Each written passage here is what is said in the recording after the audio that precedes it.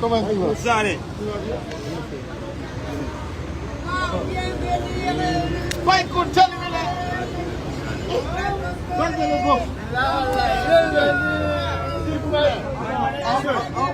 What is it?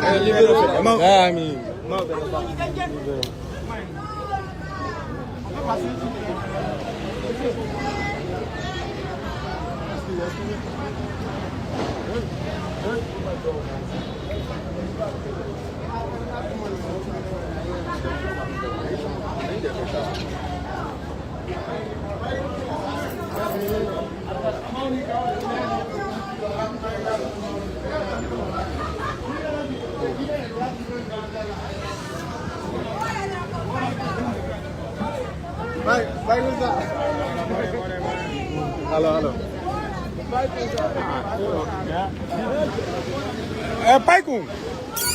Paiku Sare. Lamin yaltuli. Anta la lamin yaltuli.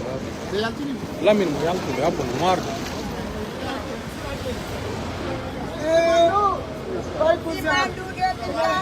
Commande 2040. Ouais. Alors ici, Paiku Sare. Voilà. Bienvenue en Guinée, vraiment. Et la bienvenue quand même.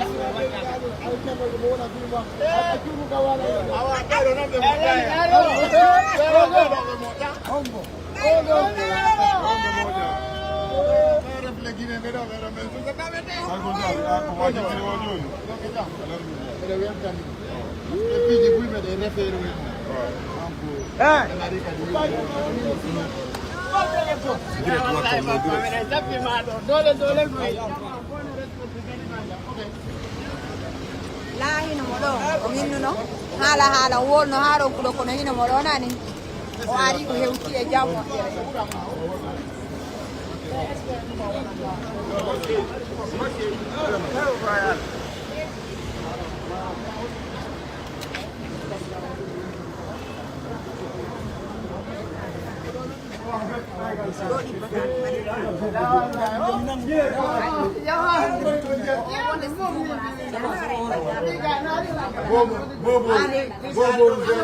Abi damau ni kaore tau.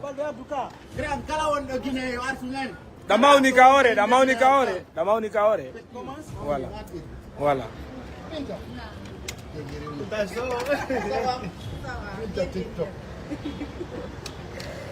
Ano njapa ko nganku njandi ndari bandu. Opa continue with the meat on. I go to Adam Agri. ana kula do wada ko fala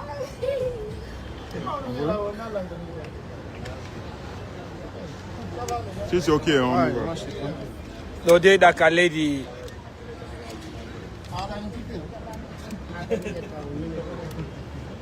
Aïe. Do mi nyanda ka lady mate. Oh oui, non, c'est bon? Ok, oui. An Est-ce que... Oh, non, c'est bon. Oh oui. Non, mais Dieu nous Johnny filmiri wade ni mo direct Paiku Sare. Ouais, moi je suis content.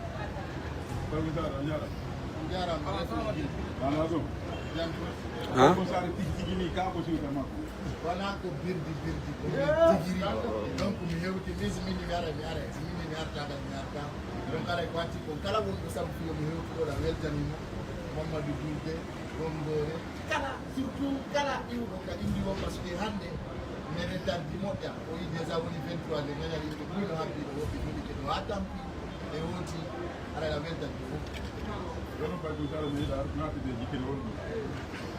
enen ko min arani sunna won jam kala ko mi yata mi wonde mi wonda kadi solɗo an ɗi gon L'homme a pris la Guinée de pareil, comment on peut mi arti wallitagol nder ko mi wawi ko sabuna min andi lanɗo on ko oɗo woni ko guine en habbino donc o wawi men changeande lagino dimension international min tawi mi wata jooɗade toon tun min hewti kaali ɗo min andinamo kala ko min woni ko woni jeeɗi L'homme j'imagine qu'il y a des négociations de douane aussi.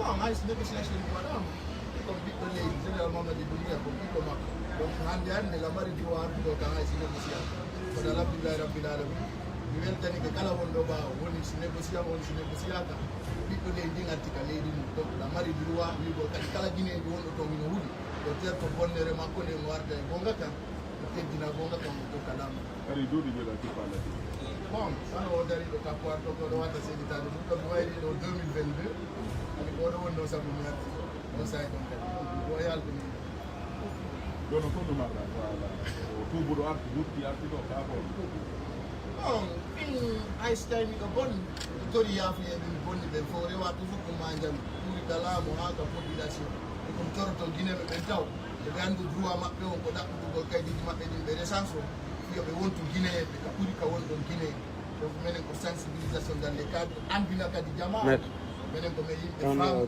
ɗum meɗen andi kadi faamidol ɓe famal téléphone ko pochande kongola men no jentani ok joni noon kono suɗɗiɗa est ce que ɗum rencontre par exemple avec le général ah décroché waɗam ko hande mi fuɗɗi yiidu ko général honɗum allo hande min fuɗɗi yiidu feewde mi ari Allo. ɗo wona premier blogueur guinéjo mo général mamadou Allo.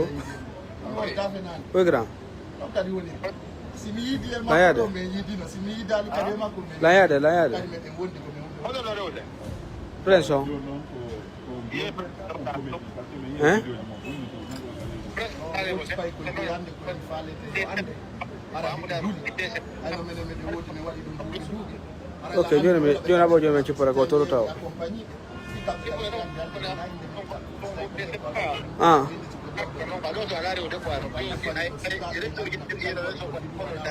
ok c'est bon ɗum kala arɗo e feeya min mi rewrete lewal ngal min joni mi rewrete lewal ngal aw auto oscar on oscar merci beaucoup ah ok la naba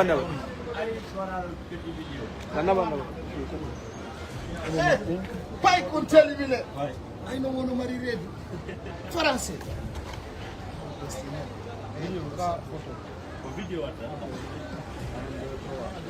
Paykun Sare ani noon poysi pay ko telimine ka tiktok ɗo ara no yawiti o maccungal ni en il est très gros naga birdi ka innude mi hewti ɗinge pay ko telimine mi yiidi donc aray aray wawi ɓen fere quoi wolanayi on ko yetti oɗo meela baba ma hewti oɗo mela kadi yara sanede inchallah franchement merci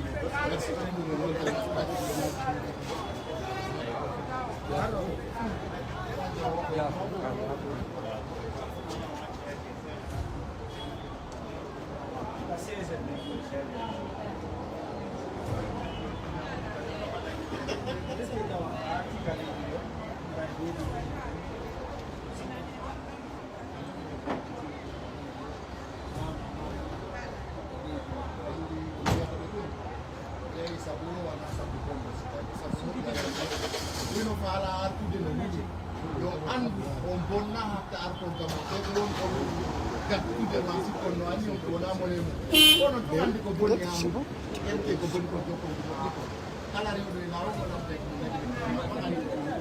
andi ko ɗum werto yobbe ñande wata laki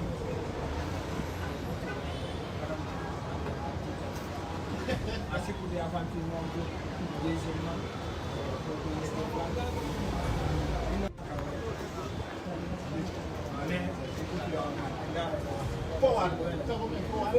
parce que mama di ko ya monta inde do ande ko do ga na ngira futa accompagne ko président et sensibilisation ko da ate ay ka pesa ba ni ka ta ay bloqué oui be se wa ka on ni anda parce que du bi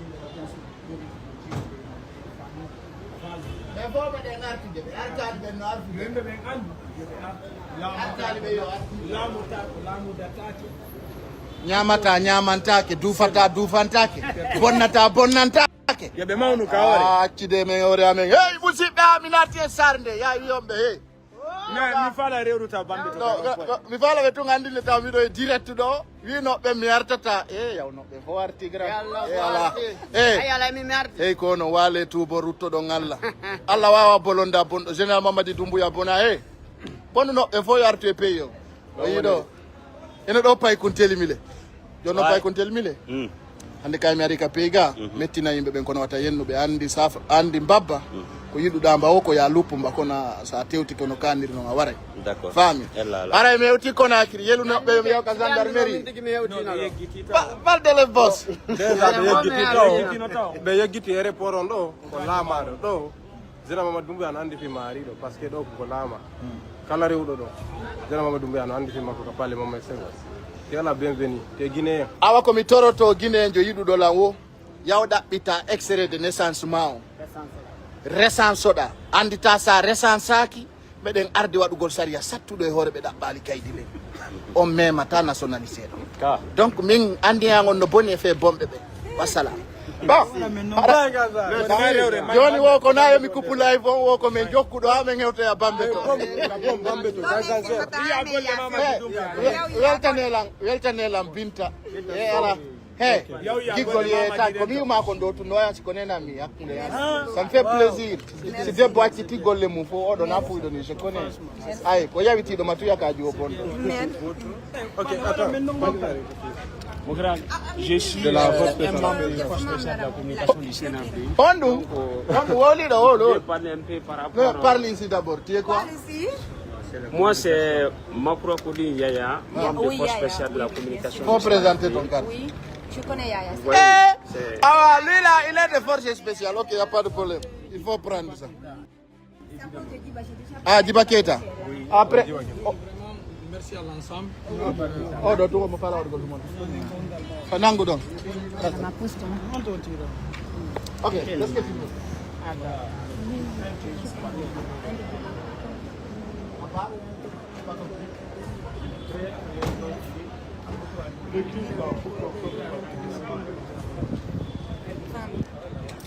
D'ailleurs, je vais dire merci parce qu'il a engagé les Guinéens dans le projet. Aujourd'hui, la Guinée se trouve en bonne santé. J'appelle les Guinéens d'accompagner Général Mamadou Doumbouya. Nous, on n'est pas avancés, mais nous sommes des hommes d'objectifs. Nous sommes dans les conseils.